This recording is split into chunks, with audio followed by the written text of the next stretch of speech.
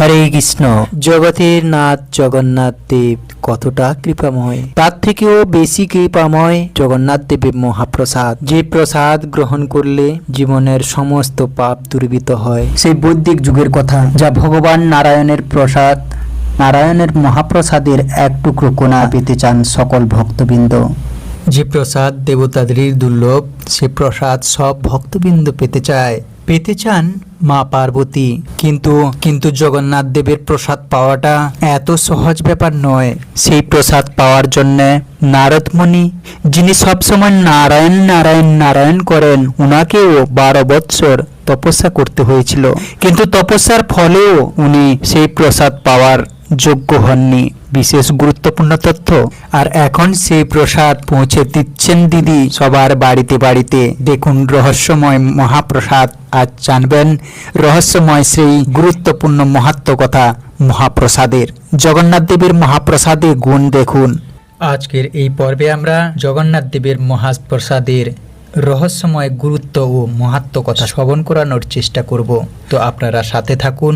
আসুন জগন্নাথ দেবের মহাপ্রসাদের রহস্যময় মাহাত্ম্য কথা শ্রবণ করি। আজকের পর্বের থেকে যদি একটুও সমৃদ্ধ হন, তাহলে আপনাদের কাছে অনুরোধ করছি জগন্নাথ দেবের আশীর্বাদ প্রাপ্তির জন্য অবশ্যই একটি লাইক করে, যদি জগন্নাথ দেবের আশীর্বাদ প্রাপ্তি করতে চান তাহলে অবশ্যই এই চ্যানেলটিকে সাবস্ক্রাইব করে কমেন্টে জয় শ্রী জগন্নাথ দেবের জয় অবশ্যই লিখে যাবেন। তো আসুন আজকের পর্বের বিশেষ গুরুত্বপূর্ণ তথ্য জেনে নিই। চমৎকার চমৎকার চমৎকার, হা হা হা হা হা। এ কি হলো জগন্নাথ দেবের মহাপ্রসাদের চমৎকার হয়ে গেল। নারদ মুনি পেয়ে গেলেন মহাপ্রসাদ। আমায় একটু দিল না। ভগবান শিবের এই তাণ্ডব দেখার মতো, শোনার মতো। মা দুর্গা ও বিমলা রূপে পেতে চলেছেন মহাপ্রসাদের সেই আনন্দময় চমৎকারী মহাপ্রসাদ। তো আসুন ধৈর্য ধরে আজকের এই পর্বটি জেনে নিই, শ্রবণ করে নিই জগন্নাথ দেবের মহাপ্রসাদের চমৎকার। আসুন দেখে যান জগন্নাথ দেবের মহাপ্রসাদের চমৎকার। হরে কৃষ্ণ, জয় জগন্নাথ জয় জগন্নাথ। একদিন নারদ মুনির ইচ্ছা হলো মহাপ্রসাদ পাওয়ার, কিন্তু সেই মহাপ্রসাদ একমাত্র পান লক্ষ্মী দেবী। তাহলে উপায় কি করে পাবেন? নারদ মুনি কিভাবে এই মহাপ্রসাদ পাবেন? আসুন বৈদিক যুগের সেই কাহিনী অবলম্বন করি। এক সময় নারদ মুনি ভগবান নারায়ণের দর্শন পেতে প্রতিদিন বৈকুণ্ঠ ধামে যেতেন আর প্রভুকে দেখে ফিরে আসতেন। এই রুটিন প্রতিদিন চলত। একদিন নারদ মুনি দেখলেন মাতা লক্ষ্মী দেবী ভগবানকে খাবার পরিবেশন করছেন, এবং সেই দেখে নারদ মুনির ইচ্ছা হলো ভগবানের মহাপ্রসাদ পাওয়ার। এই ভেবে তিনি লক্ষ্মী দেবীর কাছে শরণাপন্ন হলেন এবং অনুরোধ করলেন, মাতা আপনি আমাকে ভগবানের প্রসাদ দান করুন, তবে আমি কৃতার্থ হই। কিন্তু মাতা লক্ষ্মী দেবী বলেন, ভগবানের প্রসাদ পাওয়া এত সহজ নয়। এর জন্য ভগবানের নির্দেশ খুবই প্রয়োজন। আমি মহাপ্রভুর অনুমতি ছাড়া কাউকে সেই প্রসাদ দিতে পারি না। এরপর নারদ মুনি ভগবানকে খুশি করার উদ্দেশ্যে 12 বছর কঠোর তপস্যা করলেন। কিন্তু ভগবানের সন্তুষ্টি লাভ করা এত সহজ কাজ নয়। এত তপস্যা করেও ভগবানের প্রসাদ পেলেন না। তিনি হতাশ না হয়ে আবার ভাবতে লাগলেন, এখন এমন কি করা যায় যাতে ভগবানের প্রসাদ পেতে পারি। তখন নারদ মুনি পরিকল্পনা করলেন যে আমি যদি এখন ভগবানের গৃহে সেবা করি তাহলে হয়তো ভগবানের প্রসাদ পাব। এই ভেবে তিনি নারী রূপ ধারণ করলেন। শাড়ি পরিধান করে তিনি প্রতিদিন 2-3টার সময় আসতেন এবং বৈকুণ্ঠ ধাম সুসজ্জিত করে রাতের অন্ধকারে চলে যেতেন। এইভাবে চলল বেশ কিছুদিন। লক্ষ্মীদেবী প্রতিদিন সকালে বৈকুণ্ঠ ধামকে নতুনভাবে সুসজ্জিত দেখে অবাক হতেন। তখন মাতা সিদ্ধান্ত নিলেন, এমন কাজ যে করছে তাকে চিহ্নিত করতে হবে। সে কে যে এমন কাজ করছে সেই জন্য তিনি গাছের আড়ালে লুকিয়ে রইলেন এমন ঘটনা দেখার জন্যে। তারপর দিনের ঠিক সময়ে এক মহিলাকে ভগবানের ধাম পূর্ণ নিষ্ঠার সাথে সুসজ্জিত করতে দেখলেন। তখন লক্ষ্মী দেবী পেছন থেকে এসে মহিলাকে জিজ্ঞাসা করলেন, আপনি কে? আপনার পরিচয় কি? কেন আপনি প্রতিদিন নীরবে এসে বৈকুণ্ঠ ধাম সুসজ্জিত করেন? আপনার উদ্দেশ্য কি? এইভাবে একেবারে অনেক প্রশ্ন মাতা লক্ষ্মী দেবী করলেন। তখন নারদ মুনি তার আসল রূপ ধারণ করে মাতা লক্ষ্মী দেবীকে বললেন, মাতা, আমি নারদ। আমি ভগবানের প্রসাদ পাওয়ার মনোবাসনা নিয়ে ভগবানের সেবায় নিযুক্ত হয়েছি, যাতে ভগবান সন্তুষ্ট হন এবং প্রসাদ দান করেন। দেখে শুনে লক্ষ্মী দেবী অবাক হলেন। দেবর্ষি, তুমি দীর্ঘ 12 বৎসর তপস্যা করেও প্রসাদ পাওনি, আর এখন প্রসাদ পেতে পরিচর্যা করছো? তিনি তখন মাতাকে কাতর অনুরোধ করতে লাগলেন তিনি যেন ভগবান নারায়ণের মহাপ্রসাদ অবশেষ কৃপা করে দেন। অনুরোধ শুনে লক্ষ্মী দেবীর মন ভারাক্রান্ত হয়ে গেল। আমার প্রিয় পুত্র, প্রভুর নির্দেশ ছাড়া আমি তোমাকে প্রসাদ দিতে পারবো না। দয়া করে আমার কাছে ভগবানের প্রসাদ ছাড়া অন্য কিছু চাও। নারদ প্রসাদ পেতে অবিচল ছিলেন। তিনি নারদ মুনিকে অপেক্ষা করতে বললেন এবং তিনি তার আকাঙ্ক্ষা মেটানোর জন্য কি করা যেতে পারে তা দেখবেন বললেন। দেবী লক্ষ্মী দ্বিধাগ্রস্ত ছিলেন। পরবর্তীতে যখন তিনি খাবার পরিবেশন করছিলেন, তখন তিনি প্রভুর কাছে সমস্ত কিছু বর্ণনা করলেন এবং প্রভু যেন দেবর্ষির অনুরোধ গ্রহণ করেন। ভগবান নারায়ণ পরিস্থিতি বুঝতে পেরে লক্ষ্মী দেবীকে হেসে বললেন, তুমি গিয়ে নারদের জন্য 56 রকমের অন্ন তৈরি করো। তিনি কেবল একদিনের জন্য বিধিনিষেধ শিথিল করবেন এবং তিনি নারদকে নৈবেদ্য প্রসাদ দিতে পারবেন। লক্ষ্মী খুব খুশি হলেন এবং এরপর মাতা লক্ষ্মী দেবী ভগবানের অনুমতি পেয়ে 56 ধরনের খাবার রান্না করে ভগবানকে অর্পণ করলেন। ভোগ খাওয়ার পর ভগবানের অবশিষ্ট প্রসাদ দেবর্ষিকে দিতে বললেন। তারপর মাতা লক্ষ্মী দেবী ভগবানের আদেশে নারদকে ভগবানের প্রসাদ দিলেন। নারদ মুনি খুব খুশি হয়ে পুরো প্রসাদটি খুব তৃপ্তির সাথে উপভোগ করলেন। প্রসাদ পাবার আনন্দে তিনি নিজেকে নিয়ন্ত্রণ করতে পারেননি। প্রসাদের এমন গুণ, ভগবানের পবিত্র নাম নারায়ণ জপ করতে করতে এবং পরম আনন্দে নাচতে লাগলেন। ভগবানের প্রসাদ গ্রহণের ফলে ভগবানের নাম জপের ফল কোটি গুণ বেড়ে গেল। উত্তেজিত ও আবেগতাড়িত হয়ে নারদ মুনি তার বিনাতে টান দিতে দিতে পাগলের মতো বৈকুণ্ঠ ধাম থেকে বিভিন্ন লোকে ছুটতে লাগলেন। অবশেষে তিনি শিবের আবাসস্থল কৈলাস পর্বতে পৌঁছলেন। ভগবান শিব বিস্মিত হলেন দেবর্ষিকে এমন উচ্ছ্বসিত অবস্থায় জপ ও নৃত্যরত দেখে। ভগবান শিব নারদ মুনিকে শান্ত করলেন। দেবর্ষি, আমি জানি আপনি সর্বদা পরমানন্দে থাকেন, কারণ আপনি সর্বদা ভগবান নারায়ণের নাম জপ করেন, কিন্তু তোমাকে এমন অবস্থায় কখনো দেখিনি। তোমার সাথে কি হলো? তখন নারদ মুনি শান্ত হয়ে সব বুঝিয়ে বললেন, প্রভুর মহাপ্রসাদ গ্রহণের পর আমার আনন্দ বহু গুণে বেড়ে গেছে। আমি নাচ এবং জপ থামাতে পারছি না। আমি ধন্য। নারায়ণ নারায়ণ নারায়ণ। নারদ নিঃশ্বাসে চিৎকার করে বললেন।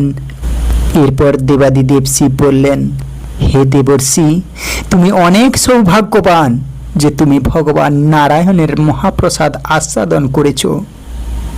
আশা নিয়ে তিনি বললেন, প্রিয় দেবর্ষি, আমিও সেই প্রসাদ উপভোগ করতে চাই। আমাকে প্রসাদের একটু ভাগ দাও। নারদ মুনি খুব দুঃখিত বোধ করে বললেন, ভগবানের প্রসাদ খাওয়ার সময় নারায়ণের স্মরণ ছাড়া আর কিছু মনে করতে পারলাম না। মহা আনন্দে প্রতীক্ষিত মহাপ্রসাদ উপভোগ করেছি মাত্র। তখন শিবের দৃষ্টি নারদের হাতের নখের কোণায় পড়ল। প্রসাদের একটি টুকরো তার নখের সাথে আটকে আছে।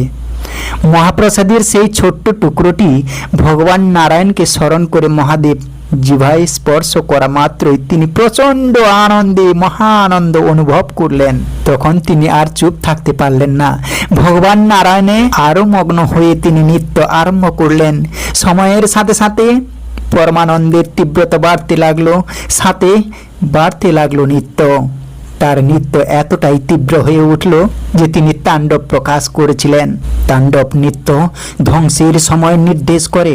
সমগ্র ব্রহ্মাণ্ড কাঁপতে লাগলো। সমস্ত দেবতারা আতঙ্কিত হয়ে ভাবতে লাগলো, দেবাদিদেবের কি এমন হলো? কেন অসময়ে তিনি তাণ্ডব নৃত্য করছেন? এখন আর ধ্বংসের সময় নয়। শিবের ধ্বংসাত্মক নৃত্যকে বাধা দেওয়ার মতো সাহস কারোর ছিল না। দেবতারা মাতা পার্বতীর কাছে অনুরোধ করলেন। শিবের ধ্বংসাত্মক নৃত্যকে বাধা দেওয়ার মতো সাহস কারো ছিল না। দেবতারা মাতা পার্বতীর কাছে অনুরোধ করলেন প্রভুকে শান্ত করতে, অন্যথায় সমগ্র বিশ্ব ধ্বংস হয়ে যাবে। মাতা পার্বতী ঘটনাস্থলে উপস্থিত হন এবং স্বামী শিবকে অনিয়ন্ত্রিতভাবে আনন্দে তাণ্ডব নৃত্য করতে দেখেন। মাতা পার্বতী নম্রতাভাবে ভগবান শিবের কাছে গেলেন এবং যখন তিনি তার বাহিক জ্ঞানে এলেন, তিনি জিজ্ঞাসা করলেন, প্রিয়নাথ, কিসের কারণে আপনি মহা আনন্দে নৃত্য করছেন? দয়া করে বলুন। শিব সম্পূর্ণ ঘটনাটি ব্যাখ্যা করলেন এবং তিনি কিভাবে নারদ মুনির কাছ থেকে ভগবান নারায়ণের মহাপ্রসাদ পেয়েছিলেন। পার্বতী দেবী আশ্চর্য হলেন, হে নাথ, আপনি কি আমার জন্য কোনো মহাপ্রসাদ রেখেছেন? শিব নিরুত্তর রইলেন। তখন মাতা পার্বতী ক্ষিপ্ত হয়ে বললেন, আমি আপনার অর্ধাঙ্গিনী হওয়া সত্ত্বেও ভগবানের প্রসাদ থেকে বঞ্চিত হলাম। আপনি যদি একটি দানা পেতেন তার অর্ধেক আমার কি প্রাপ্য ছিল না প্রভু? অবশেষে ব্রহ্মার নেতৃত্বে সমস্ত দেবতারা ভগবান নারায়ণকে জানাতে বৈকুণ্ঠে গেলেন। অবস্থা শুনে ভগবান গরুরের পিঠে চড়ে কৈলাসে যাত্রা করলেন। ভগবানকে দেখে শিব ও নারদ শান্ত হলেন, কিন্তু পার্বতী তখনও ক্রুদ্ধ, তখনও রেগে রাগান্বিত। ভগবান নারায়ণ তাকে সান্ত্বনা দেন এবং তার প্রসাদের একটি অংশের প্রতিশ্রুতি দেন, কিন্তু মাতা পার্বতী বিড়ম্বতার সাথে আক্ষেপ প্রকাশ করেন, আপনার মহাপ্রসাদ আমার সমস্ত সন্তানকে, জীবিত সত্তাকে দিতে অনুরোধ করছি। আপনার মহাপ্রসাদ থেকে বঞ্চিত হয়ে আমার মতো আমার সন্তানদের এমন কষ্ট দেখতে চাই না। মায়ের এমন আকুতিতে ভগবান তুষ্ট হলেন। তিনি পার্বতীর কাছে প্রতিজ্ঞা করলেন, আমি কলিযুগের নীলাচল ধামে পুরী দারু ব্রহ্মরূপে অর্থাৎ কাঠের মধ্যে জীবনী শক্তি নিয়ে আবির্ভূত হব। আমাকে চিনবে সকলে জগন্নাথ অর্থাৎ জগতের নাথ রূপে। সেখানে আমার 56 প্রকারের ভোগ তৈরি করা হবে। সেই ভোগ আমাকে নিবেদন করার পর সর্বপ্রথম প্রসাদটি তোমাকে দেওয়া হবে। তাই তোমার মন্দিরও একই উঠানে স্থাপিত হবে। সেখানে তুমি মাতা বিমলা দেবী নামে বিখ্যাত হবে এবং তোমার সন্তানের দ্বারা পূজিত হবে। তোমার প্রসাদ গ্রহণ হলে সেই প্রসাদ মহাপ্রসাদে পরিণত হবে এবং বিনা পার্থক্যে সকলের কাছে সমানভাবে বিতরণ করা হবে। এই মহাপ্রসাদ পেয়ে সকল মানুষ ধন্য হবে এবং তাদের সকল পাপের অবসান হবে এবং তাদের সকল পাপের অবসান হবে। জগন্নাথ মন্দির চত্বরের ভিতরের দক্ষিণ পশ্চিম কোণে এবং জগন্নাথের মিনারের পশ্চিম কোণে অবস্থিত বিমলা মন্দির, পাশেই রয়েছে পবিত্র রোহিণী কুণ্ড। পুরী ধামে জগন্নাথ দেবের মহাপ্রসাদ গ্রহণের জন্য নিজ উচ্চ বর্ণের কোনো প্রকার ভেদ নেই, কোনো ভেদাভেদ নেই। জগন্নাথ দেবের মহাপ্রসাদ এতটাই শুদ্ধ যে শাস্ত্রমতে একজন ব্রাহ্মণ কুকুরের মুখ থেকে মহাপ্রসাদ নিতে পারে। এটি কখনোই দূষিত হতে পারে না। ভগবানের এই মহাপ্রসাদ পেতে দেবতাদেরও অনেক তপস্যা করতে হয়, আর আমরা সবাই ভগবান জগন্নাথ দেবের কল্যাণে এই মহাপ্রসাদ অনায়াসেই পেতে পারি। এই মহাপ্রসাদের মহিমা অপরিসীম।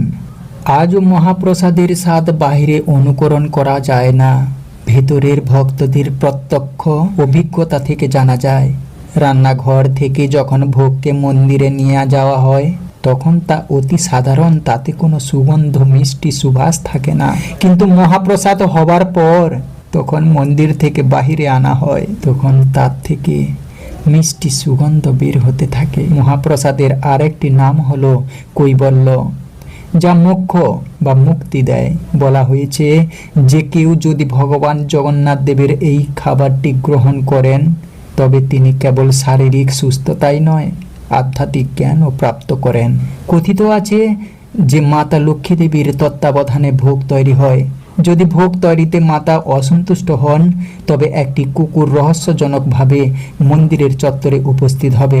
যেহেতু কোনো কুকুরকে মন্দিরে প্রবেশ করতে দেওয়া হয় না, এই কুকুরটিকে কুটামাচণ্ডী বলা হয়, যা খাদ্য শুদ্ধির দায়িত্বে নিযুক্ত একজন তান্ত্রিক দেবী। কুকুর দেখা গেলে সমস্ত খাবার পুঁতে ফেলতে হবে এবং আবার নতুনভাবে প্রস্তুত করতে হবে। হরি বল, জয় জগন্নাথ, জয় জগন্নাথ, জয় জগন্নাথ। এই ছিল জগন্নাথ দেবের মহাপ্রসাদের রহস্য ও মাহাত্ম্য কথা। জগন্নাথ দেবের কাছে আপনাদের সকলের জন্য মঙ্গল কামনা করে আজকের এই পর্বটি এখানে সমাপ্ত করছি। ভালো লেগে থাকলে অবশ্যই একটি লাইক করে জয় জগন্নাথ দেবের নামটি কমেন্টে অবশ্যই লিখে যাবেন এবং চ্যানেলটি সাবস্ক্রাইব করে নেবেন। হরে কৃষ্ণ, জয় নিতাই, রাধে রাধে।